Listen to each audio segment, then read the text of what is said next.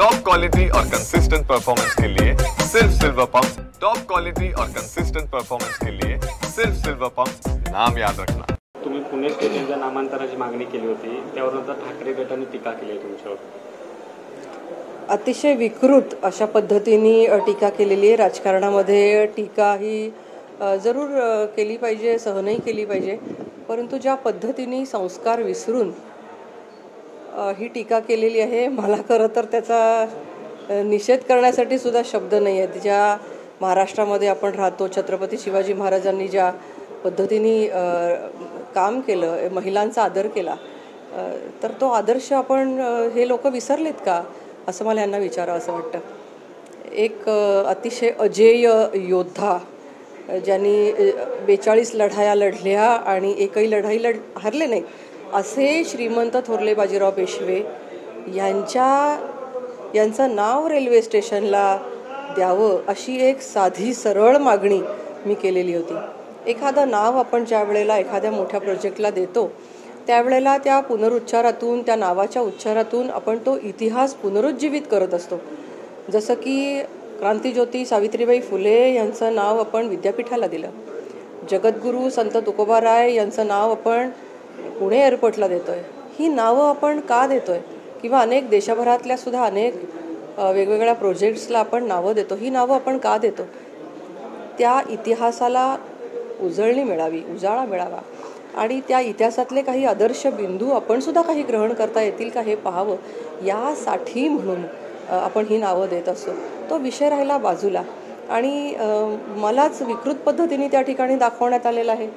मला प्रश्न विचारायचा आहे उभाठा सेनेच्या नेत्यांना की तुमचा काही अंकुश आहे की नाही, तुमचे काही आदर्श शिल्लक आहेत की नाही।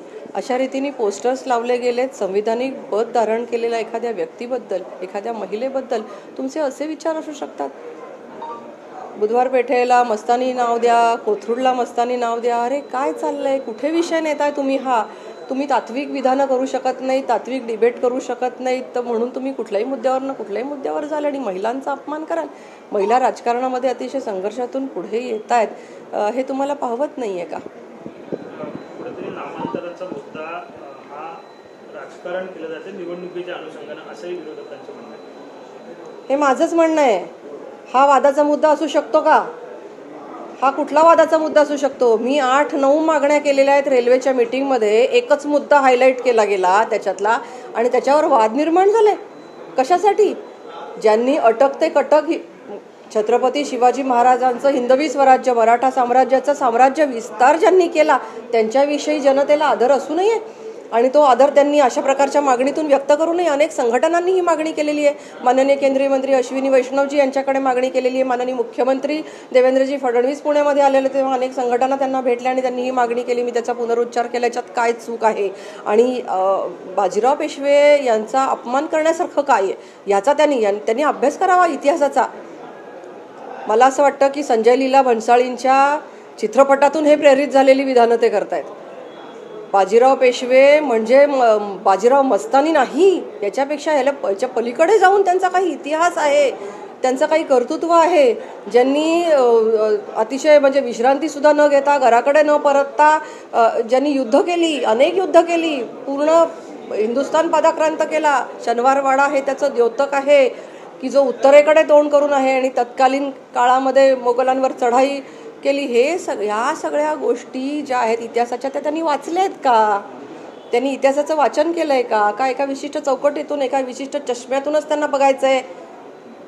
हे काय पुण्यामध्ये पेशवाई आणणार आहेत का परत? पेशवाई म्हणजे काय शिवी आहे का? छत्रपती शाहू महाराजांनी पंतप्रधान पद हे पेशव्यांना देऊ केलं आणि त्याचा अक्षरशः त्यांनी ते पद सार्थ करून दाखवलं। साम्राज्य हे छत्रपतींचंच आहे आणि हे पंतप्रधान म्हणून त्या ठिकाणी काम करत होते आणि त्यांनी हे साम्राज्याचा विस्तार केला। अटक ते कटक आपण म्हणतो की अटके पार झेंडा नेला। अरे हे कर्तृत्व आहे, या कर्तृत्वासाठी नाव द्यायचं आणि ते नाव पुण्यामध्ये नाही द्यायचं, अन्यत्र कुठे देणार तुम्ही हे नाव? आणि याचा जर का आम्ही याची मागणी केली असेल तर त्याच्यावर तात्विक चर्चा होऊ शकते ना, वेगळे काही मतं असतील तर त्याच्यावर तात्विक चर्चा होऊ शकते। पण अशा प्रकारे एखाद्या संविधानिक पद असलेल्या अशा व्यक्तीला तुम्ही असे काहीतरी घाणेरडे कपडे दाखवून, आणखीन काहीतरी बिभत्स त्याचे उल्लेख करून तुम्ही त्याची पोस्टर्स लावणार? कुठे काय विचार शिल्लक आहेत की नाही?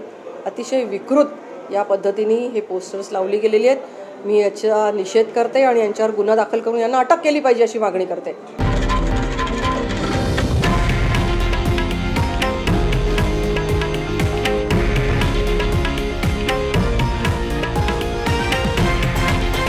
हे आहे देशातील नंबर 1 न्यूज नेटवर्क आणि आपण पाहत आहात TV9 मराठी, एकमेव.